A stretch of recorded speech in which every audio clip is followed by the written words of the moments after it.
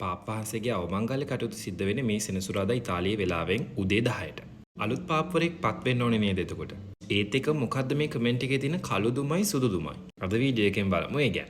අතිඋතුම් Francis පාප් වහන්සේ පහුගිය දවසක ස්වර්ගස්ථ වුණා. ඉතින් උන්වහන්සේගේ අවමංගල්‍ය කටයුතු මේ සෙනසුරාදා උදේ 10ට ඉතාලියේ වෙලාවෙන් තමයි තියෙන්නේ. මම ඒ ගැන කලින් වීඩියෝස් වල කරා මේ ඒ කියන්නේ මොනවද අවමංගල්‍ය චාරිත්‍ර ඒ වගේම ෆ්‍රැන්සිස් පාප් වහන්සේ වෙනුවෙන් සකස් වෙච්ච මොනවද විශේෂ සරල අවමංගල්‍ය චාරිත්‍ර කියලා. ඒ වීඩියෝස් ප්‍රොෆයිල් එකේ ඇති අනිවාර්යයෙන්ම ගිහිල්ලා බලන්න. රටවල් 170ක රාජ්‍ය නායකයෝ මේ පාර අවමංගල්‍ය උත්සවයට සහභාගී වෙනවා. ඒ විතරක් නෙමෙයි මේක ශාන්ත පීතර බැසිලිකාවේ තමයි තියන්නේ. ඒකත් එක්ක භූම දානය සිද්ධ වෙන්නේ සාමාන්‍යයෙන් නම් ශාන්ත පීතර බැසිලිකාවේ ගුහාවල. ඒ කියන්නේ පහළ තට්ටුවේ තියෙන එකේ තමයි. නමුත් මේ පාර ෆ්‍රැන්සිස් පාප් වහන්සේගේ ඉල්ලීම අනුව සාන්ත මරියා මජ්ජොරි පල්ලියේ ගුහාවලේ තමයි උන්වහන්සේගේ දේහය තැන්පත් වෙන්නේ. ඒ වගේම මම කලින් වීඩියෝ එකේ මේක කිව්වා. ඒ කියන්නේ සරල මිනි පෙට්ටියක් තමයි. සාමාන්‍යයෙන් මිනි පෙට්ටිය ආවරණ 3ක් පාවිච්චි කරනවා. ඒ වෙනුවට මේ පාර සරල ලී මිනි පෙට්ටියක තමයි උන්වහන්සේව තැන්පත් වෙලා තියෙන්නේ. ඔයගොල්ලෝ ෆොටෝස් එහෙම දකින්න ඇති. නැත්නම් මගේ Facebook එකේ මම දාලා තියෙනවා කියලා බලන්න.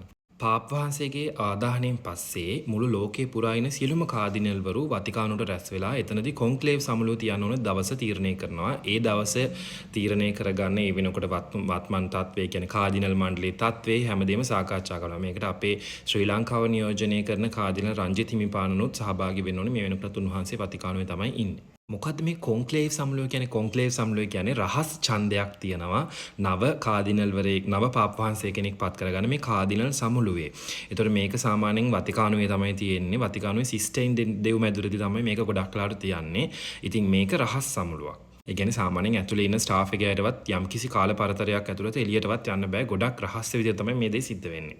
ඉතින් මේ නව පාප්වරයෙක් තෝරා ගැනීමේ ඡන්දය හරිම රහසිගතවනේ පැවැත්වෙන්නේ. මේකට සාමාන්‍යයෙන් අවුරුදු 80ට වැඩි කාඩිනල් වරුන්ට ඡන්දේ දාන්න බෑ. ඒ විතරක් නෙමෙයි ඡන්ද වටේන් වටේට ඡන්ද පත්‍රිකා පුලුස්සලා දමන වට කීපයක් තියෙනවා. ඒ හැම වටයකදීම ඡන්ද පත්‍රිකා පුලුස්සලා දාන එක චාරිත්‍රාක් විදිහට කරනවා.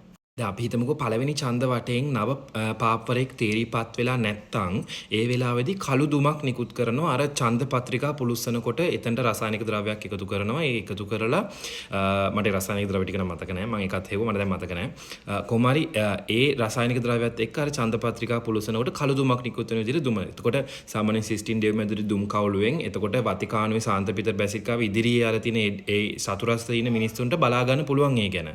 ඉතින් ඒ විදිහටම යම්කිසි වටයකදී පාප්වරයෙක් තේරුණාට පස්සේ ඒ වටයට අදාළ ඡන්ද පත්‍රිකා පුලුස්සනකොට සුදු දුමාරයක් කියන රසායනික ද්‍රව්‍ය එකතු කරලා සුදු දුමාරයක් එළියට පිට කරනවා. එතනදී දැනගන්නවා අපිට නව පාප්වරයෙක් එහෙම නැත්නම් වතිකානයට එහෙම නැත්නම් ලෝකයට නව පාප්වරයෙක් පත් වෙනවා කියලා. ඒ අවස්ථාවේදී කාඩිනල් මණ්ඩලයේ ජ්‍යෙෂ්ඨ කාඩිනල් උපස්ථායකවරයා ඉදිරියට සඳුළු තලයෙන් ඇවිල්ලා හබෙමුස් පාපම් කියලා කියනවා. ඒ කියන්නේ අපට පාප්වරයෙක් ඉන්නවා කියලා. ලතින් භාෂාවෙන්. මොකද මේ කාඩිනල් මණ්ඩලය ඇතුලේ ගොඩක් වෙලාට ඒ කාලේ ඉඳන්ම පාවිච්චි වෙන්නේ ලතින් භාෂාවේ ගොඩක් දියුරුම් සංඥා හැම දෙයක්ම වගේ. මොකද ඒ කාලේ ලතින් භාෂාවනේ තිබුණේ.